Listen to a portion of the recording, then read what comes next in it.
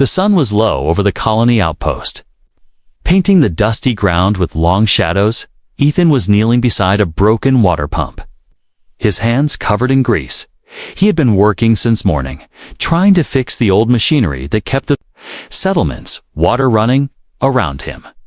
The air was quiet, except for the soft hum of insects.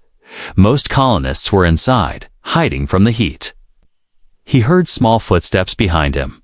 At first, he thought it was one of the local kids curious about his tools, but when he turned, he saw a small alien girl standing there. She had pale skin with faint silver patterns across her cheeks, big dark eyes that seemed too heavy for her face, and a broken cloth doll clutched tightly in her arms. She looked at him for a long moment without speaking. Ethan smiled a little and asked if she needed help. The girl took a deep breath, and her voice was soft but clear, human. "You'd be the perfect husband for my mom. Would you marry her?" Ethan froze. The wrench slipped from his hand and clanged against the pump. He stared at her, unsure if he had heard right. "I'm sorry, what?" he asked. The girl's eyes didn't waver. She clutched her doll tighter and nodded. "Please, marry my mom." It was such a strange thing to hear that Ethan almost laughed. But there was something in her voice, a mix of fear and hope that kept him silent. She was trembling, her lips pressed together like she was trying not to cry. This was no joke. Ethan stood up slowly, brushing the dust from his knees. "Why would you say something like that?" he asked gently.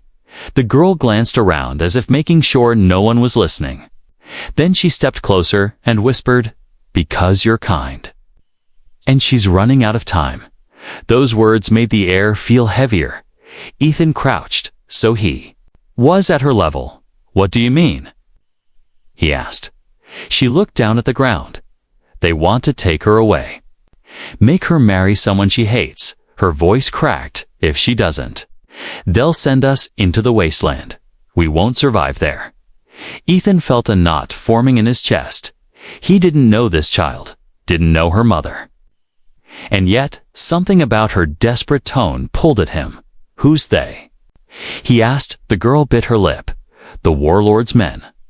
They come tomorrow or the next day." She looked up at him. "But if you marry her, they can't touch us. The law says humans can't be challenged like that." Ethan had heard something like this before, rumors about alien laws protecting certain interspecies marriages, but he never imagined it would involve him. "Listen, what's your name?" he asked. "Lyra," she said softly. "My mom's name is Soraya." Lyra's hand shook as she held the doll to her chest. Ethan could see now that it wasn't just fear. She looked tired, as if she hadn't slept in days. Her small frame looked even smaller in the oversized tunic she wore. "Lyra," Ethan said, trying to keep his voice calm. "Where's your mom now?" She hesitated. "At home. She's hiding. She told me not to talk to anyone." "But you fixed my friend's water tank last week and didn't ask for anything." "That means you're good." The way she said it was so simple, so certain, that Ethan felt his throat tighten. He wasn't used to being called good. Not in a place like this. I don't even know your mom," he said quietly. "You don't have to know her," Lyra said quickly. "You just have to save her." Her words hit harder than he expected. Ethan stood there, feeling the weight of the moment he could walk away, pretend he never heard this, but Lyra's eyes were like anchors, pulling him in. He sighed and rubbed the back of his neck. "All right. Maybe I should meet her." Lyra's face lit up, just for a second, before worry returned. "Please. Before they come," she said, "if they see you with us, they'll know." Ethan nodded slowly, glancing at the half-repaired water pump. He could finish it later. Right now, there was something more important. He gathered his tools and followed Lyra through the narrow paths of the colony. The settlement was a mix of human-made shelters and alien-style homes. Walls made from sun-baked stone and scraps of old ship hulls, dust swirled in the air with every step. The further they went, the quieter it became, until they reached the edge of the outpost. There, half hidden between two crumbling walls, was a small shelter with a patched roof. Lyra stopped outside the door. She might be scared, she whispered, but please don't leave if she tells you to go. Ethan took a deep breath. The air smelled of dry earth and faint smoke. He could feel that something important was about to happen. He didn't know what kind of woman Soraya was or why her daughter believed he could save her, but he knew one thing. Once he stepped inside, his life might never be the same. Lyra knocked gently on the door. "Mama, there's someone I want you to meet," she called. Inside, footsteps moved slowly, cautiously. Then the door creaked open and a pair of tired, wary eyes met his. The woman at the door was tall, her skin a deeper shade than Lyra's, its silver patterns faintly glowing along her arms. Her hair was braided and fell over one shoulder. But her eyes were what caught Ethan sharp, watchful, yet tired. She looked from Lyra to Ethan, her brow furrowing. "Who is this?" she asked softly. Lyra glanced at Ethan, then back at her mother. "Mama, this is the human I told you about," she said. Her mother's lips tightened. "Lyra," she warned, but the girl stepped forward. "He can help us." Ethan stayed still, letting them speak. Soraya's eyes narrowed. "Help us? How?" she asked. Lyra took a breath. "By marrying you," she said simply. The silence that followed was so heavy Ethan could almost hear his own heartbeat. Soraya's expression froze. Then she gave a faint, humorless laugh. "Child, you don't know what you're saying," she murmured. Lyra's hands balled into fists. "I do know, Mama. If you marry a human, the warlord can't take you. That's the law." Ethan finally stepped forward. "She came to me," he said gently, "told me you were in trouble." Soraya's gaze moved to him, cautious and guarded. "And you came here? Why?" "To see if her story was true." He nodded slowly. "Yes. And to ask if you need help." Soraya shook her head. "You don't know what you're stepping into, human. The man they want me to marry is powerful, cruel. He doesn't forget insults. If you stand in his way, he'll come after you too." Ethan's jaw tightened. "I've dealt with worse," he said. But Soraya gave a sad smile. "You're brave or foolish," she replied. "Maybe both," Ethan added. Lyra stepped between them. "Mama, please, tell him. Tell him what will happen if you refuse." Soraya's shoulders lowered, and for the first time, her voice lost its firmness. "If I refuse, we'll be exiled. The wastelands are full of storms and beasts. No one survives there more than a week." Ethan felt a cold knot in his stomach. He looked at Lyra, who was now holding her doll so tightly the fabric seemed ready to tear. "How long do you have?" he asked. Soraya's eyes darkened. 2 days, maybe less. His men are already nearby." She turned away, stepping inside. "You shouldn't be here. They watch me. If they see you, they'll think I'm planning something." Lyra didn't move. "Mama. If we do nothing, they'll take you. I don't want to be alone." The last words were barely above a whisper, and they made Soraya pause. Her shoulders trembled. Ethan took a small step forward. "I'm not saying we have to marry, but there has to be another way to stop him." Soraya faced him again. "There is no other way. Human law makes you untouchable to our kind. The warlord cannot challenge you directly if you're my husband, but you'd be marked as his enemy forever." Her words were heavy, but Ethan saw the truth in them. This wasn't just about protecting her for a few days. This would change his life. Lyra's eyes moved. Between them, desperate for one of them to say yes, Ethan rubbed the back of his neck, thinking he had come to this colony to fix machines, not to be drawn into alien politics. But he also knew that walking away meant letting this mother and daughter face death alone. Soraya seemed to sense his hesitation. "You're a stranger," she said softly. I will not trap you in my fight." Lyra shook her head quickly. "He's not a stranger. He's the only one who will listen." Ethan looked at them both, the proud warrior mother trying to hide her fear, and the small girl, who had crossed the settlement alone to find him. "What if we meet again tomorrow?" he suggested. "You can tell me everything then." "No decisions yet." Soraya hesitated, then nodded. "Tomorrow," she said. "But after that, you must stay away." "For your own safety," Ethan agreed, though a part of him already knew he wasn't. Going to walk away, he glanced at Lyra, who seemed both relieved and worried as he turned to leave. He caught a glimpse of faint bruises on Soraya's wrist, a mark quickly hidden when she adjusted her sleeve. That image stayed with him as he walked back to his quarters.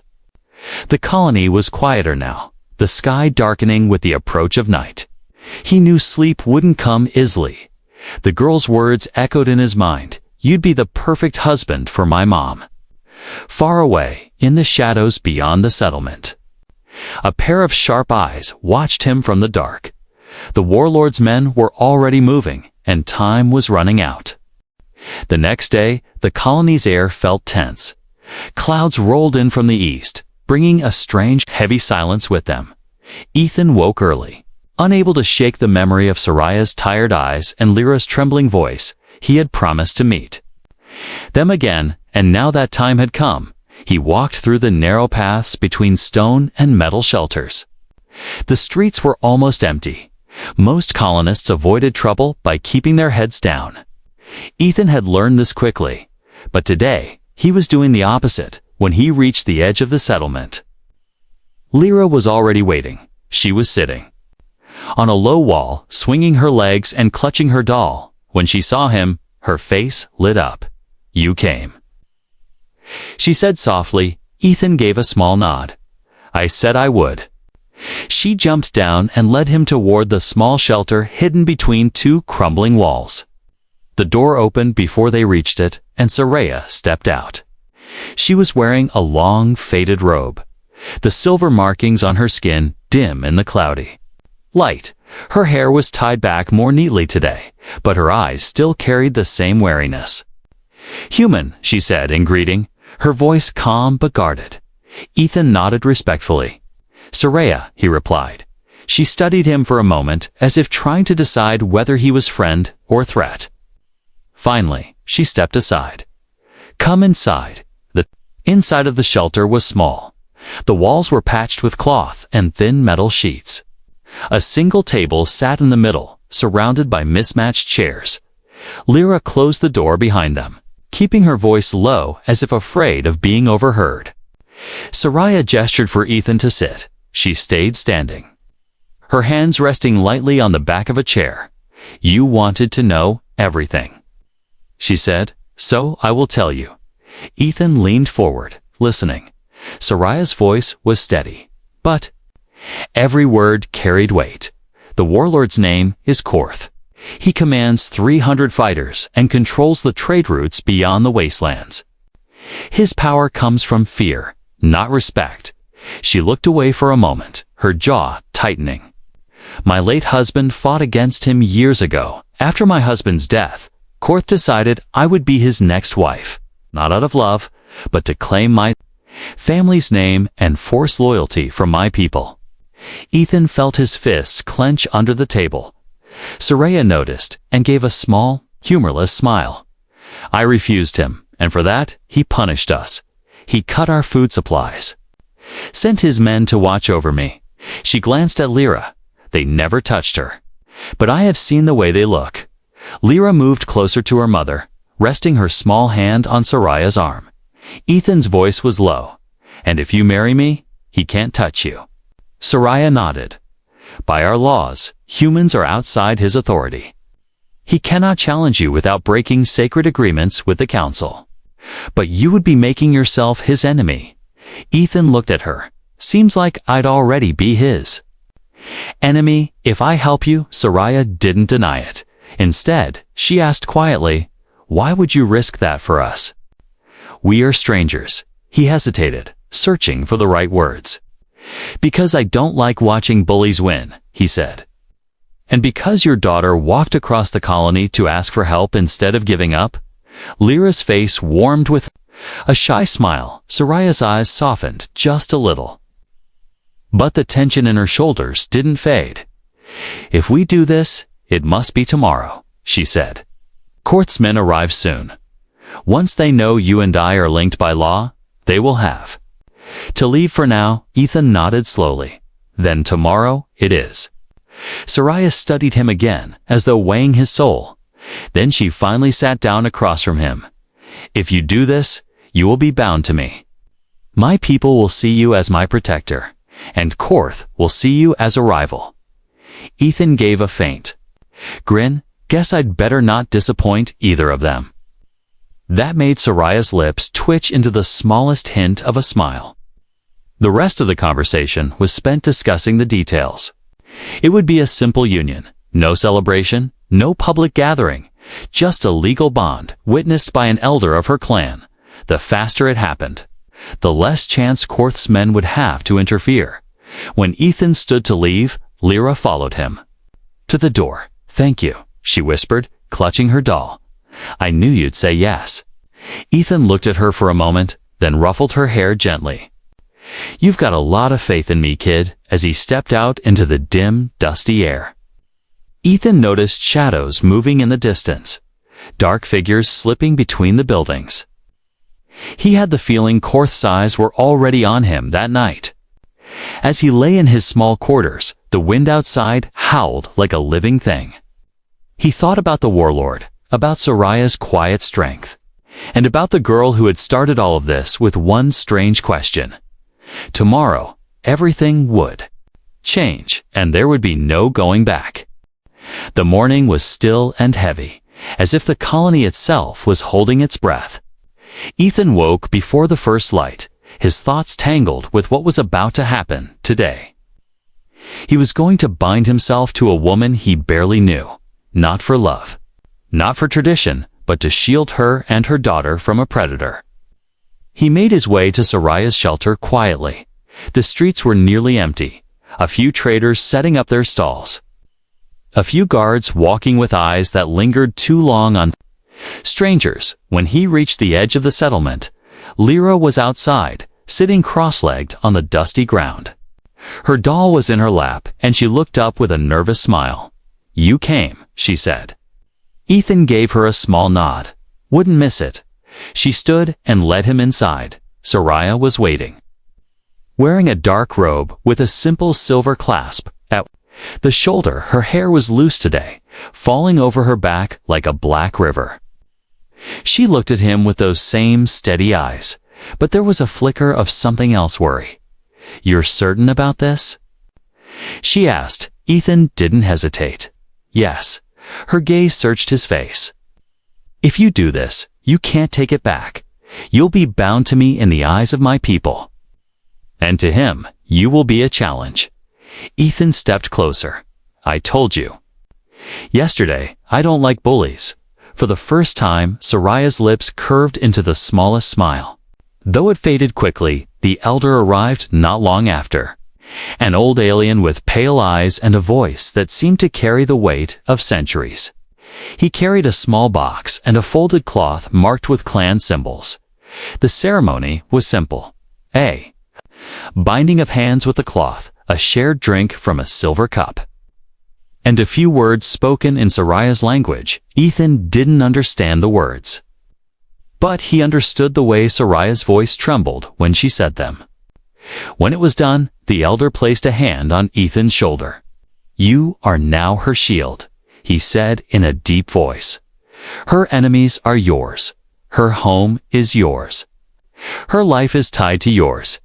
Ethan gave a slow nod, feeling the weight of those words settle over him.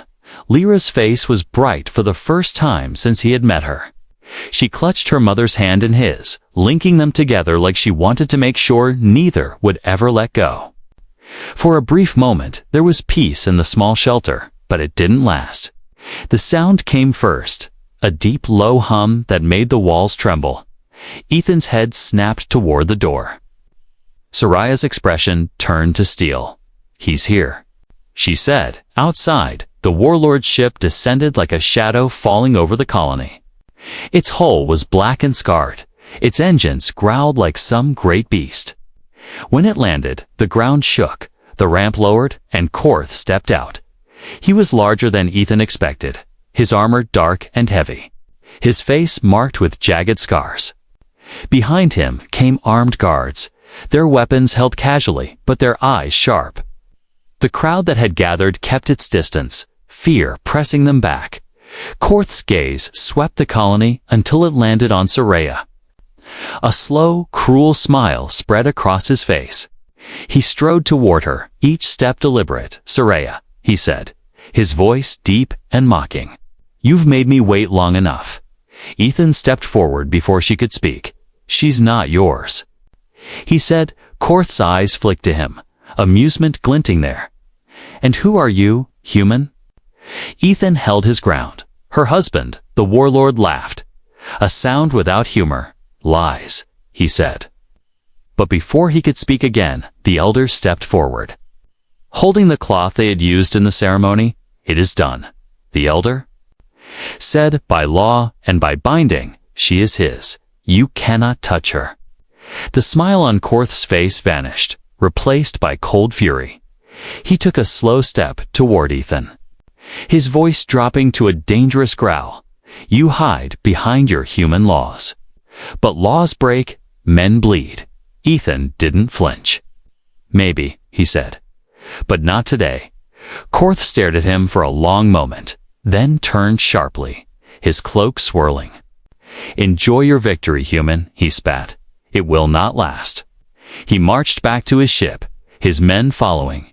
The engines roared, and the ship lifted, disappearing into the clouds. The crowd began to disperse. Whispering, Soraya turned to Ethan, her expression unreadable. "You've just made an enemy who will not rest," she said quietly. Ethan looked at her. "So have you, but at least now you're not facing him alone." Lyra squeezed both their hands. "We're a family now," she whispered. Her voice was small, but it carried more strength than either of them expected. In the distance, the clouds thickened. The warlord was gone, but his shadow still hung over them. Ethan knew this was only the beginning. The day after the warlord's visit, the colony felt different. The air was heavier, as if everyone was waiting for something bad to happen. People spoke in whispers. Doors stayed closed, and the usual sounds of trade and work were gone. Ethan could feel the tension pressing in from all sides. He stayed near Soraya's shelter that morning, checking the water pump outside and pretending to be busy. Lyra sat in the doorway, playing with her doll but glancing toward the street every few seconds. Soraya moved inside, keeping herself busy with small tasks, but her eyes often flicked to the window. By midday, the first sign of trouble came. Two of Korth's men walked into the colony, their black armor dusty from travel. They didn't speak to anyone, but their presence alone was enough to make people step aside. One of them stopped near the water pump, watching Ethan with a faint smirk. "Enjoying your new life, human?" he said in a low, mocking tone. Ethan didn't answer. He kept working, tightening the bolts on the pump. The man chuckled and walked away, but the message was clear. They were being watched. In the days that followed, small problems began to grow. Food shipments to the colony were delayed or went missing entirely. Traders, who usually came every week, stayed away, claiming trouble on the roads. Even the medical supplies for the small clinic stopped arriving. Ethan knew it wasn't a coincidence. Korth was cutting off the colony's lifelines without firing a single shot. Soraya knew it too. One evening, as they sat around a small meal of stale bread and thin soup, she said quietly, "This is only the beginning. He wants to make us weak. Before he strikes." Ethan leaned back, crossing his arms. "Then we need to be ready." Lyra looked between them, her eyes wide. "Ready for what?" she asked. Soraya reached over and brushed her daughter's hair back. "For whatever he sends next." That night, Ethan didn't sleep much. He kept thinking about the warlord's smirk, the way his men walked through the colony, as if it already belonged to them. He had fought in dangerous situations before, in other settlements, in rough places where survival depended on quick thinking. But this was different. This wasn't just about him. This was about protecting Soraya and Lyra. The next morning, Ethan began to work quietly with a few trusted colonists. They gathered scrap metal, old tools, and anything that could be turned into a weapon or a defense. Soraya joined them, showing a skill with blades that surprised Ethan. "I was trained to fight," she said simply. "I just hoped I would never have to again." By the end of the week, they had reinforced the main gates with heavy beams, set traps along the less-used paths into the colony, and stored what little food they could gather. Lyra helped in her own way, carrying small items and bringing water to the workers. Her determination reminded Ethan of the day she had first asked him to help. But Korth wasn't going to wait forever. On the 8th day, his ship appeared again in the sky. The sound of its engines sent ripples of fear through the settlement. People hurried inside. Leaving the streets empty, Ethan stood near the main square, Soraya at his side, Lyra watching. From the safety of a doorway, the ship landed with a heavy thud. The ramp lowered, and this time, more than a dozen armed men stepped out. Korth followed slowly, his eyes scanning the colony with cold calculation. "You've been busy," he said, looking at the reinforced gates, building walls, setting traps, preparing for war. Ethan didn't answer. Korth smiled without humor. "You think you can hide behind these defenses, human? I can starve you out. Break your people one by one." Soraya stepped forward, her voice steady. "You won't break us." Korth's gaze shifted to her. "You speak boldly now that you have a human shield," he said. "But when the hunger comes and your people turn on you, will he still protect you?" Ethan met his eyes. "We'll see." Korth studied him for a long moment, then turned sharply to his men. "Leave them," he ordered, "for now." His voice carried a dangerous promise. The warlord's ship lifted into the sky again.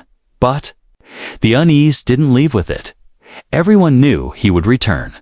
And next time, it wouldn't just be words. That evening, as the sun sank and the shadows grew long, Ethan stood at the edge of the colony, looking out toward the wastelands. Soraya joined him, her voice quiet. "He's testing us." Ethan nodded. "Then we'll pass the test." Lyra came up beside them, holding both their hands. "We're still a family," she said softly. Ethan looked down at her and gave a small smile. "And we're going to keep it that way." The night wind carried the faint hum of engines far away, a reminder that their enemy was never too far.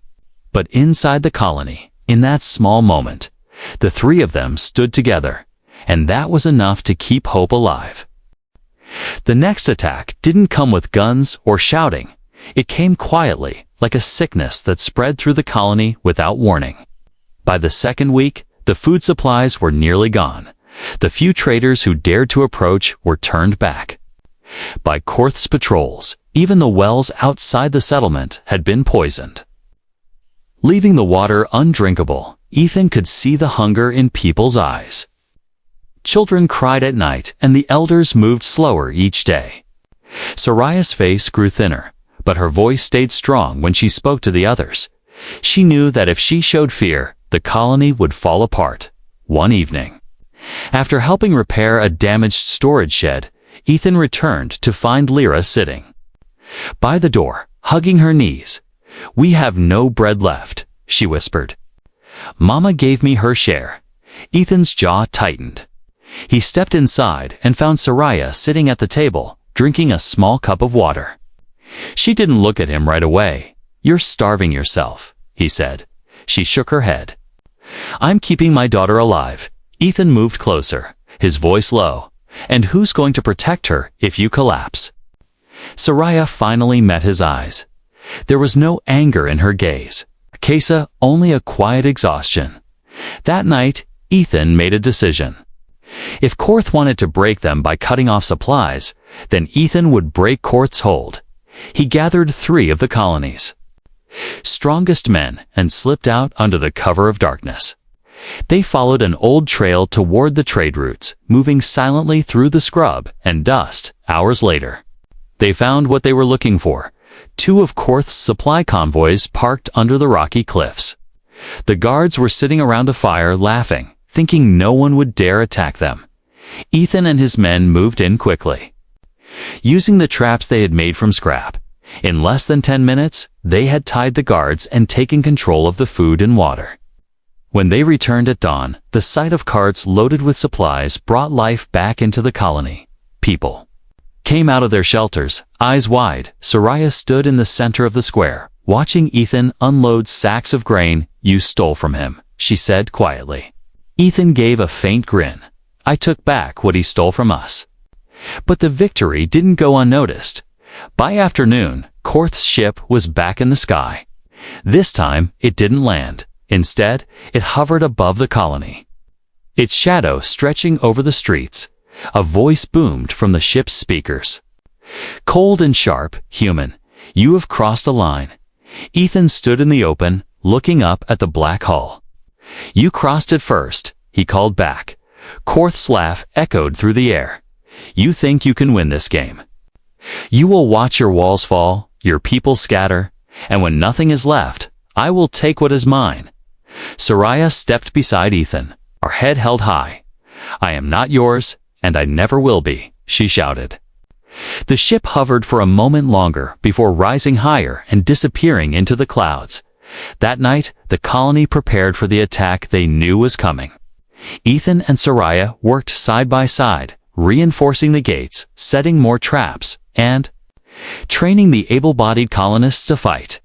Soraya moved like a warrior from old stories, her blade flashing in the torchlight. Ethan couldn't help but notice the strength in her movements, a strength that had been forced into hiding for too long. Lyra watched them, her small hands carrying water and tools. You're both like heroes, she said with a smile. Ethan knelt beside her. Heroes are just people who don't give up. By the 3rd night, the air was thick with tension. Then, just before dawn, it began. The sound of engines roared from beyond the hills, and dozens of Korth's fighters poured toward the colony. Their weapons flashed in the half-light. Shouting filled the air. The first wave hit the outer traps, spikes and nets slowing them down. The second wave reached the gates, but the reinforced beams held. Ethan and Soraya fought side by side, every strike precise, every move in sync. The colonists fought too, their fear turning into fierce resistance. Korth himself never stepped into the fight, but Ethan knew he was watching from somewhere, judging their strength, testing their will. After hours of fighting, the attackers finally pulled back, leaving the ground littered with broken weapons and empty threats. The colony had held. The people cheered, not loudly, but with the relief of those who had survived another day. Soraya stood beside Ethan, her breathing heavy but her eyes shining. You fight well, she said. He smiled faintly. So do you. Lyra ran to them, wrapping her arms around both. We're still together, she whispered. Ethan looked down at her, then at Soraya, and knew they were more than just survivors now. They were a family forged in fire. But even as the sun rose, Ethan knew Korth wasn't finished. The warlord had lost the battle, but the war was far from over, and next time he would come with more than just soldiers. The morning after the battle, the colony was quiet. The air smelled of smoke from the fires that had burned through the night. People moved slowly, repairing walls, clearing debris, and tending to the wounded. The sense of survival hung heavy. But so did the shadow of what would come next. Ethan stood at the edge of the main gate. Looking toward the horizon, he knew Korth would not accept defeat. The warlord had tested their strength and found it greater than expected. That only meant he would return with more. Soraya walked up beside him, her hair loose in the morning. Wind, she had cleaned her blade, but the marks of battle were still on her arms and face. "He's not finished," she said quietly. Ethan nodded. "No, but neither are we." Lyra ran toward them. Her bare feet kicking up dust, she carried a small loaf of bread in her hands. "We made this in the square," she said proudly. Everyone shared what they had left. Ethan smiled at her. "That's how we win, together." By midday, a messenger arrived from a nearby settlement. He brought news that Korth's forces had pulled back to regroup, but also a warning the warlord had sent word to other territories, calling for allies. If they came together, their numbers would be overwhelming. The colony gathered in the meeting hall, a wide room with cracked walls but strong pillars. Ethan stood before them with Soraya at his side. "We have two choices," he said. "We can wait here for Korth to return with more soldiers, or we can take the fight to him before he's ready." There were murmurs. Some were afraid, others angry. Soraya stepped forward, her voice steady. "If we run, we will be hunted. If we hide, we will be found. We must strike now." Her words carried weight, not just because of her warrior's presence, but because everyone knew she had faced Korth's threats before. By evening, the decision was made. A small force would move under cover of night to strike Korth's camp. Not to destroy it entirely, but to cripple his supplies and scatter his fighters before they could unite. Ethan, Soraya, and 5 others volunteered. Lyra stayed behind under the care of a trusted elder, though she clung to her mother before letting go. The journey through the wasteland was long and cold. The wind carried the taste of dust and ash in the distance. Fires marked where Korth's camp lay. The group moved silently, their steps hidden by the shifting sands. When they reached the outskirts, they saw the warlord's forces scattered around in loose formations. His men were confident, laughing and drinking. Thinking they had time before their next strike, Ethan and Soraya exchanged a glance. This was their chance. They moved quickly, cutting through supply lines, setting fires to the storage tents, and sabotaging the weapons racks. The chaos spread fast. Shouts filled the night as Korth's men ran in every direction trying to stop the flames.